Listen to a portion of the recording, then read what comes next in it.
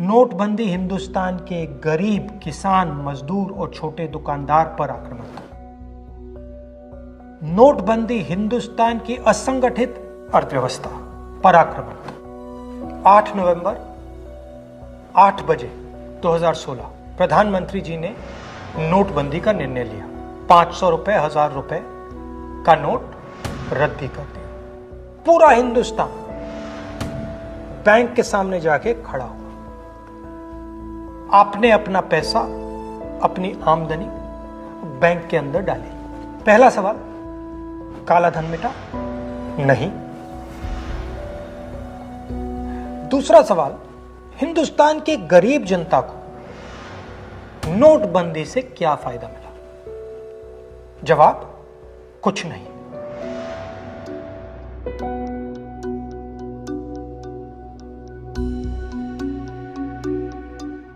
तो फायदा किसको मिला? फायदा हिंदुस्तान के सबसे बड़े अरबपतियों को मिला। कैसे?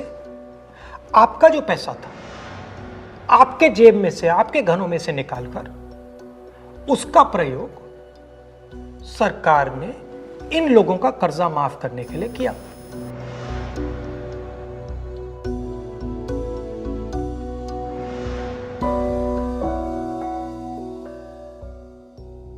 मगर वो सिर्फ एक लक्ष्य था। दूसरा लक्ष्य भी था छुपा हुआ, जमीन साफ करने का। जो हमारा इनफॉर्मल सेक्टर है, असंगठित अर्थव्यवस्था का सेक्टर है,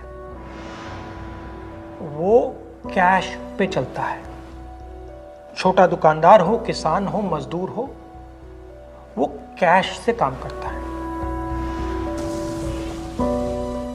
नोटबंदी का दूसरा लक्ष्य, जो जमीन साफ करने का लक्ष्य, असंगठित अर्थव्यवस्था के सिस्टम से नगद कैश को निकालने का। प्रधानमंत्री ने स्वयं कहा कि वो कैशलेस इंडिया चाहते हैं, कैशलेस हिंदुस्तान चाहते हैं।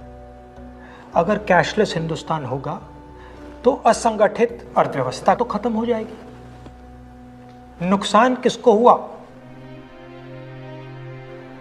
किसानों को, मजदूरों को, छोटे दुकानदारों को, स्मॉल एंड मीडियम बिजनेस वालों को, जो कैश का प्रयोग करते हैं, जो बिना कैश जी ही नहीं सकते।